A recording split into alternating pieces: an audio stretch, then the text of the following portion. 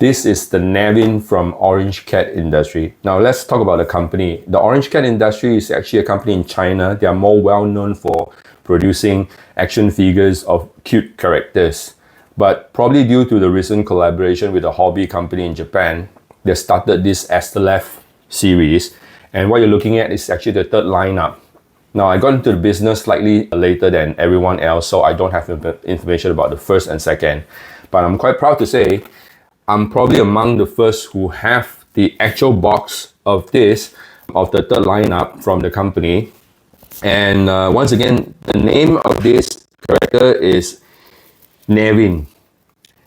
Okay, some call it Neamhain or anything else, but I actually looked up all over the internet and I'm quite confirmed this is actually an Irish name. The correct pronunciation is NEV-in. The M and H is actually pronounced as W. It's an Irish name for a goddess of God. That's the closest explanation I could find. Somewhat the female version of Kratos, the god of war from the Greek mythology, but that's not important.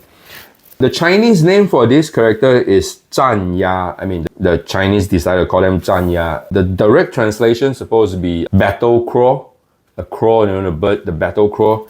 So I'm not sure how is it relevant to NEV-in, because like I mentioned, it's actually goddess of war. I think probably because it's in black color, which I personally like. That's why they decided to use the name Zhan Ya, the battle crow. But once again, the name is not important here. We want to see what's inside the box. But before I open it, let's look at the outside. Box art wise, actually I would say it's quite decent. Not too shabby, alright? At least it's a nice full graphic. And all this model name, I'm not sure what that means, especially the exceed type, right? I don't quite get what does exceed type mean. Right, on the side here, we have the various poses, right, of how the finished build will be. And then on the other side, have some the product details and yep.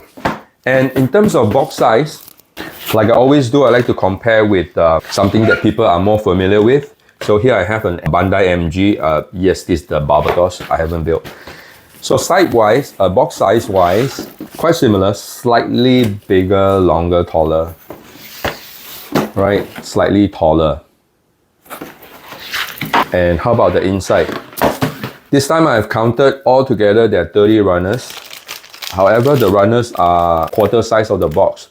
So I wouldn't expect to have a lot of parts. And I have actually inspected. The good news is they are mostly undergated. So if you have been doing Plamo long enough, you know undergated means you have you only need to do very little sanding. So usually when you cut the gate off and then you are ready to go. So it's a good news. I like that. Check out the gold part. This is actually the main reason why I want to bring this in, because of the black and gold, my favorite color combination. Semi-transparent part. I think this for the sword, for the saber. For some reasons, there are two water decals inside here. I'm not sure. I haven't checked, cross-checked with the instruction manual yet. And there's this tiny metal part. I think it's the, I'm not sure, man. It's a magnet. So I have to go through the instruction manual to find out what is this. But be careful when you unbox, don't drop this thing. I suspect it's very important. Instruction manual. This is one of the key points I always look into.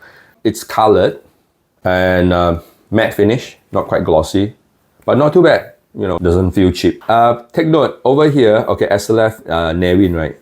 The model code here, it says here EA2, but on the box, it's actually EA3. So someone from the QC department did not do a good job. But let's look inside. Nice color, mix of color print and monochrome. Okay, I briefly gone through the instruction, right? The steps and all, actually quite nicely done. In fact, they are somewhat like grayscale, which is nice. And I'm supposed to check why are there two water decals, right? It doesn't mention here why are there two water decals. It could be packaging error. I'll probably have to check other boxes to see whether it's indeed. And it's nice that at the back here, at the back of the instruction manual, they have this color guide. Now, because this one is not Bandai, so you have to figure out the color yourself. They don't really tell you what brand of the color to use. But once again, I think the pre-colored parts are already quite nice. You probably don't really need to do a lot of painting. Maybe not even a water decal, because once again, what I've observed in most Chinese kids, right, their water decal are mainly for accentuate the characters, you know, a bit of decoration here and there. And so they are not the most important part. So whether you actually apply the water decal or not, people will probably not notice much of it. Okay, it's a very simple unboxing, not a lot of things. I would actually consider this, judging from the price point and the number of runners, right, this is probably comparable to HG grade, high grade from Bandai. Except this one is 1/100 scale. And the price point, right, is actually comparable or even cheaper than typical HG kit. For 29 bucks, you can probably get only this from Bandai, which probably you can finish in 2-3 hours. But here for the same money, you get something of MG class 1/100 for that price. I would say it's a very good value for money.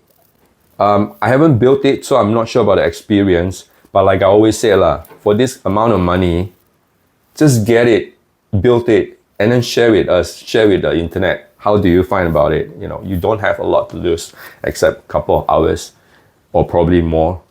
All right. So I hope you like what you see. I hope this is helpful for you in deciding whether this kit is worth your money. Like I said, it's actually worth it.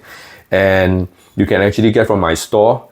And if you like this video, please give it a like and subscribe to my channel, because I'm going to do this every time I have a new product to introduce.